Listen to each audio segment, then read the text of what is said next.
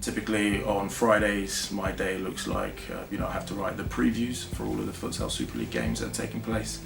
And Saturday and Sundays where I truly do a lot of my work, where I have to go and stream a game on Sunday. And on Saturday I collect all the team sheets from the teams so that I can start posting promotional content across social media and the website on behalf of the league. So mainly during the week, it's just trying to inform myself of the latest news on futsal, how things change, see if I can learn anything to apply into the English futsal.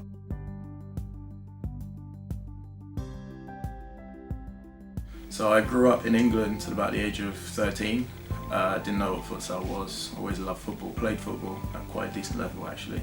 Moved back to Brazil because my parents are Brazilians, and in Brazil got introduced to futsal. Futsal is huge in Brazil, and you have to almost graduate from futsal school to be able to play from football. However, my experience in futsal in Brazil wasn't necessarily positive because sport is also about the social side. And I used to play in a football team in Brazil where I had a lot of friends, etc, etc. So I always enjoyed the football experience, but the futsal experience wasn't great. Didn't necessarily have any friends in the team, etc, etc. So I stopped playing futsal, but I enjoyed playing futsal, and I took part in futsal competitions, like inter-school competitions and things like that. So I played for my school, etc, etc. Then at the age of 17 I moved back to England, but it was only until I went to university at about 19. I did my undergraduate at Brunel that I saw that there was a futsal team. I was like, I used to play futsal. So I got involved in futsal again, saw that there is a small, but there still is a futsal scene in the UK, and that there was a premier competition for universities, took part in that, became a chairman for 2 years. And I've been considered ever since as a futsal badger, someone that just absolutely loves futsal, and I've always wanted to be involved ever since.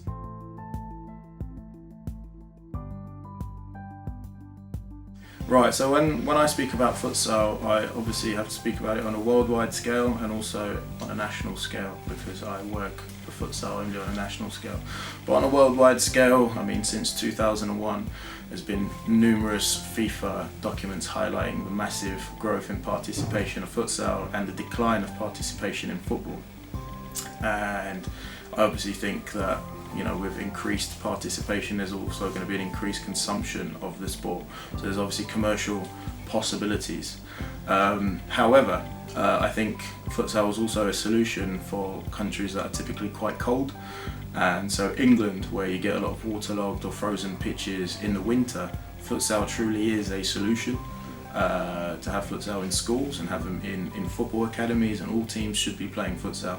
And it's very simple, the reason as to why and the benefits. A lot of research papers show that in futsal games you touch the ball up to 7 more times than you would in a football game, and that's just basically because of the numbers and the space that you play in. It's condensed, it's a lot faster, you need to think on the ball a lot quicker, and it develops you as a player cognitively, which is absolutely fundamental for anyone that wishes to succeed in football.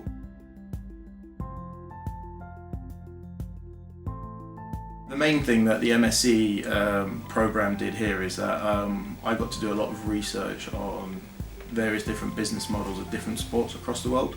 I also managed to get an internship at West Ham United here, so I understood how the Premier League model, or how the Premier League worked alongside the FA.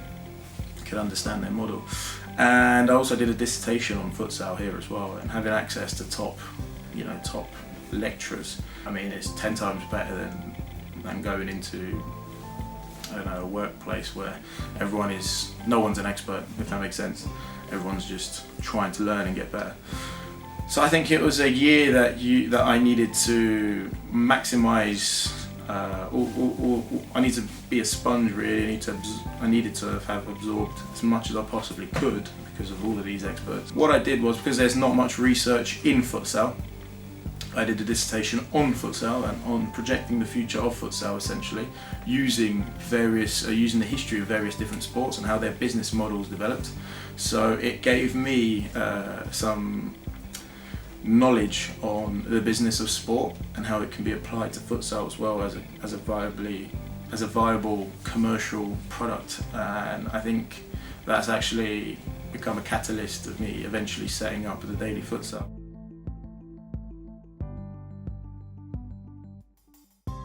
I would say that they need to dedicate most of their time towards their studies. It's an incredibly important year. They'll have access to some top professionals who have worked in the business of sport before and have excelled in their own career pathway. And now they're lecturing you, so I'd take the opportunity to try and ask them as many questions as possible, find them where possible on campus or within the stadium walls, and pick their brain. Also, I would recommend that they did a dissertation that was specifically focused on a career that they would like to go into. So whether that's futsal or working in a football club or as a sports agent, whatever, make sure you do a dissertation in that particular area because it equips you with more knowledge to go into that field.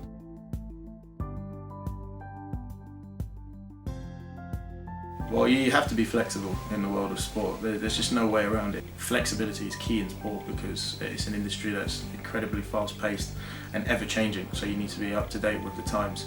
You need to know what's going on, otherwise the sport itself will pass you by and you will no longer become a viable asset in the world of sport. So you need to be very flexible. You need to make sure you're subscribed to all of the newsletters or magazines or whatever that updates you on the business of your particular area of sport.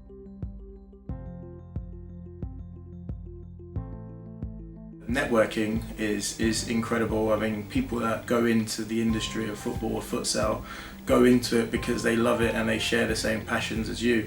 And I think when you have a passion, it's always nice to share this passion or speak to others about this passion. And ultimately what happens as well is speaking to other people from the same industry that share the same passions with you, you will always learn something new because they have skills that you may not have, and they have participated in conferences that have offered specific pieces of information you may have otherwise never heard. And you develop that way. But it's what I love about working in sport is that it's always exciting, it's interesting, and you enjoy working in sport because you are working with something that you're incredibly passionate about. And anything that you start yourself as a project, whether you started your own company or whether you're working in a project in your own company, it's always exciting to see the outcome because it has your name stamped on it. I graduated with a bachelor's degree in sports science in 2014, but I didn't actually have many experiences in sport, so I didn't actually end up working in sport after my degree. I was working as a barista. I used to make coffee, and I was working for agencies as a waiter, etc., etc. And it's perfectly fine to do so, but I always wanted to work in sport.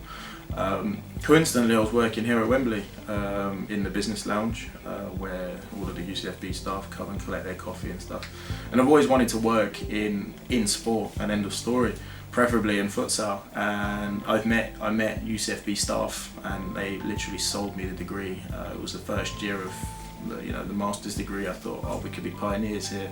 They're doing something that's completely new, and I'm obviously going to have the advantage of being involved in something completely new. So I went into it, did the Masters degree, and it was excellent because that got me an internship at West Ham United, and that got me a marketing managerial role in a major sports events consultancy, which has given me so much industry knowledge and experience that I think UCFB was the catalyst. So I can only thank UCFB for it.